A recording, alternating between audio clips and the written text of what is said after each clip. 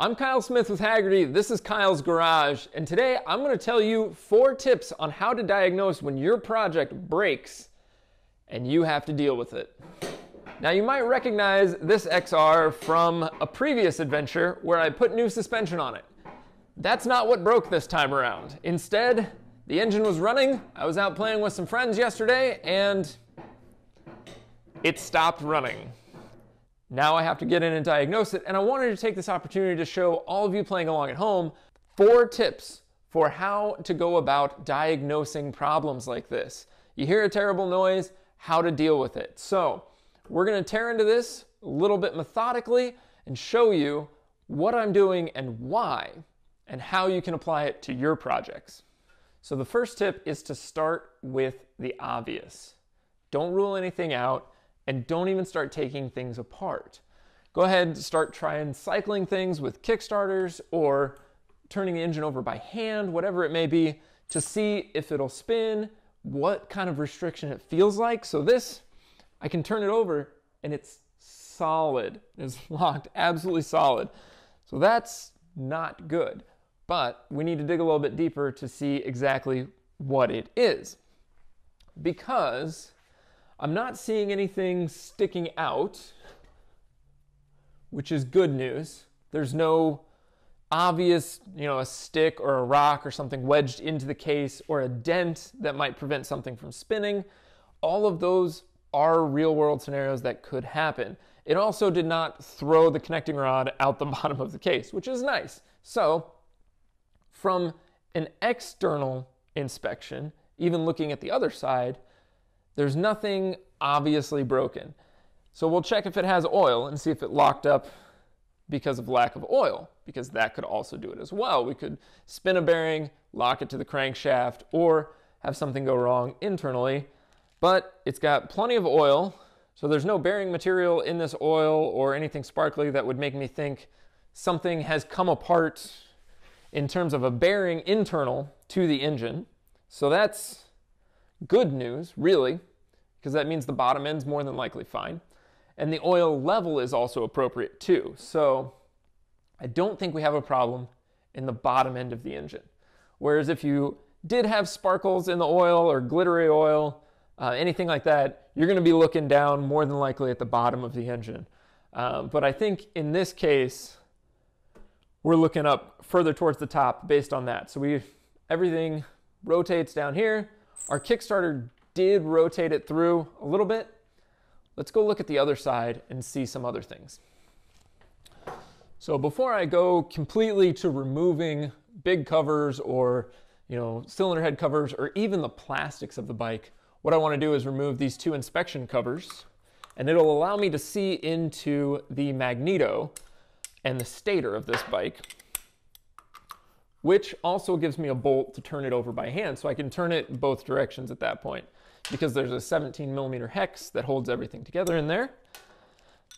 And we'll see just how much rotation I have. Oh, come on. There we go.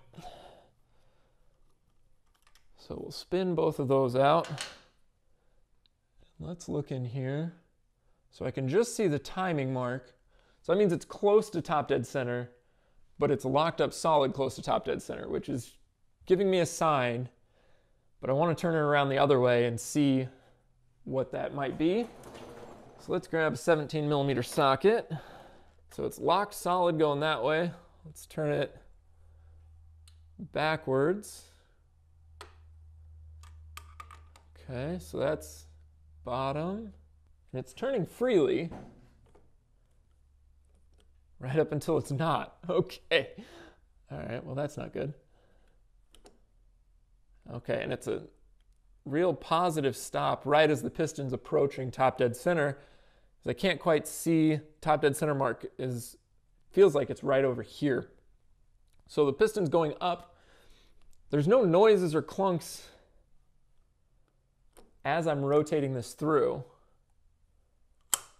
which to me means the bottom end's fine. Yeah. Even moving that back and forth, feeling for if there's any play in the connecting rod, the big end bearing There's nothing there. All right, so we're gonna thread these back in place just to keep everything clean while we can. And this next step might seem like a kind of obvious one, but it's worth saying, and that is to take a methodical approach to what you're working on. You don't want to just go and instantly start taking things apart, because there's no reason to have to order gaskets or other parts or break bolts that you didn't need to be touching. So with this, I'm going to remove the seat and the gas tank, which is going to give me access to the top end of the engine. Then we're going to dive in and look at the cylinder head and a couple of the intake pieces. And the reason I'm doing that is because we inspected the bottom end first. There was nothing going through the case. Everything rotated down here, which means there's more than likely a problem up here. And we know that because no noise, but something's wrong. So we're trying to, process of elimination, work our way through the problem at hand. And that's always the best way to tackle problems like this, is to go through and eliminate things piece by piece, one by one. But that leads me to tip number 3. Don't take apart anything you don't have to as you're diagnosing this. So I'm not going to remove the side panels. I'm not going to remove the airbox. I'm not going to remove the exhaust system, any of that, until I have to.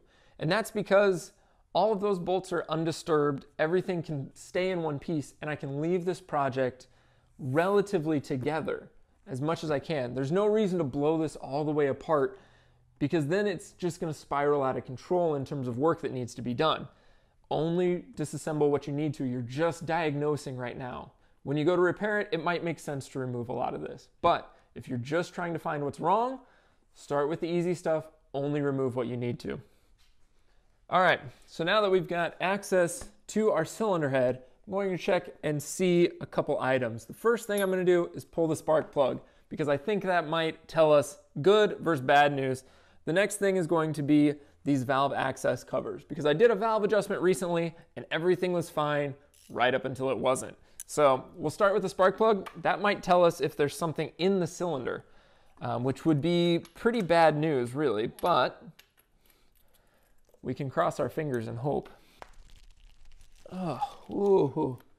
Why is my spark plug so tight? That's not good. We'll step up. My typical strategy is to always use quarter drive until I can't.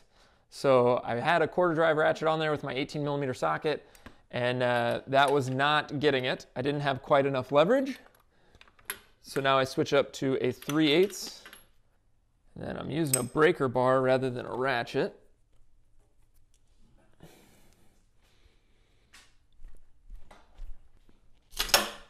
Finally broke loose.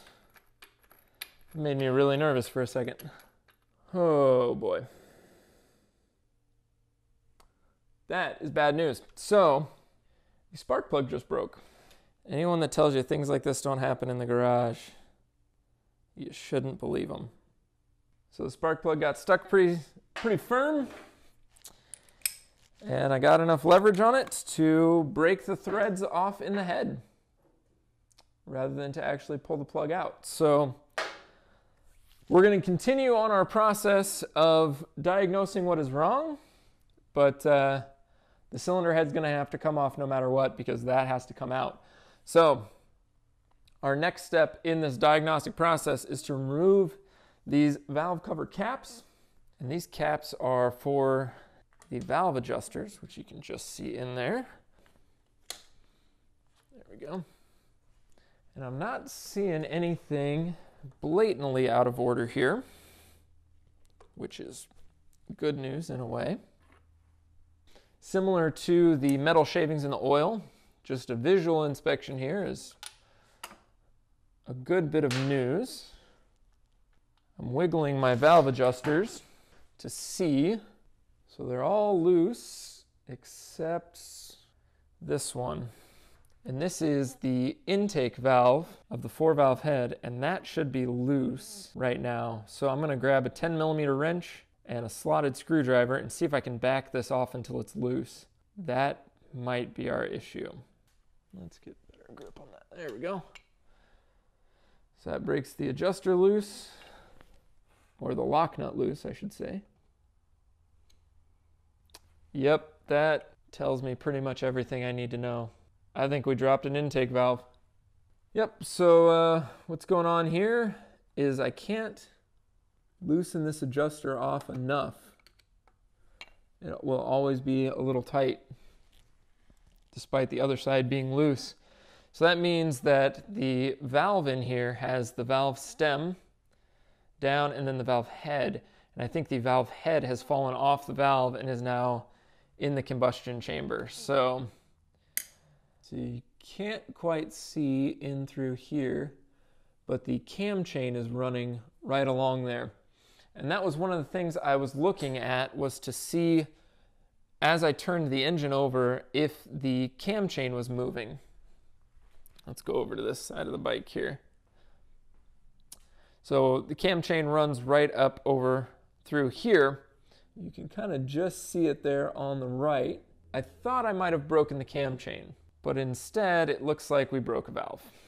So now that we know that there is bad news inside this cylinder, we have to pull the cylinder head off, at least to deal with that spark plug. I am going to go ahead and get this valve cover of sorts off. And I will be using one of my favorite little wrench tricks.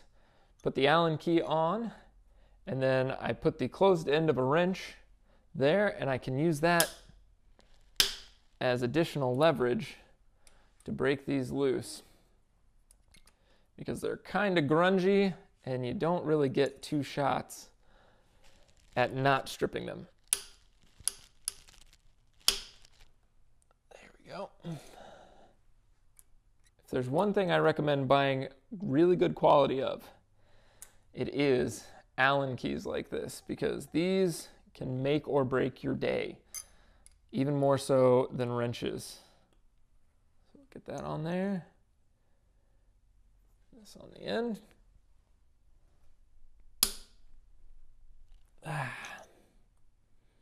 Ooh, that one's starting to strip. We're going to resort to the impact driver because I feel like I've only got one more shot out of that. This is where you begin gambling. And this is an item that can make or break your day. I wrote about it a little while ago. I'll put a link down in the description for some tips on how to use one of these.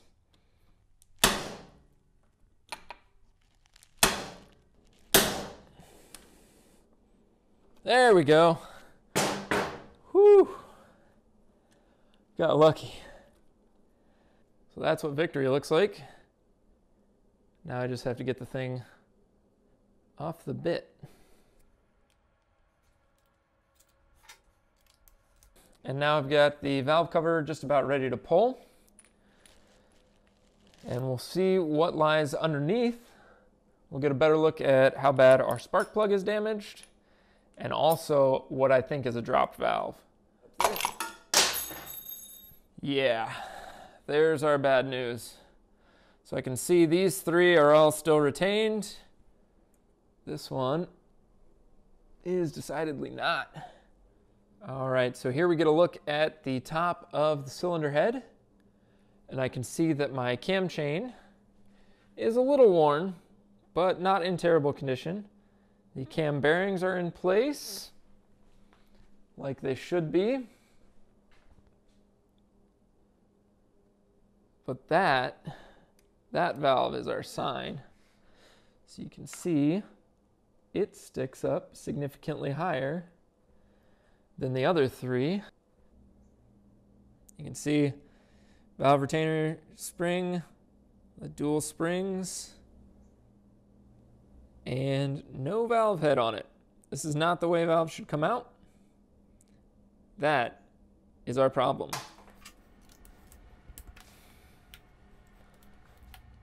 Now I've got it all apart and I know the problem that I've had. And you can see most of the bike is still together, so I didn't touch anything that I didn't have to. I investigated exactly what I needed to. That's the best way to go about this. So remember these 4 tips when you're working on diagnosing your project. And that is, start with the obvious, do the easiest things first, look at what you can see to see what you cannot see, and then of course take a methodical approach to everything that you're working on. don't disassemble everything if you don't have to. Now, unfortunately, this motorcycle is not going to be running again anytime soon, or at least not until some parts get dropped off, because it crashed a valve right into the top of this piston. So I'm gonna go get on ordering parts. You should go out in the garage and work on your project. I know you've got something cool going on, and hopefully it goes better than this. I'll see you next week.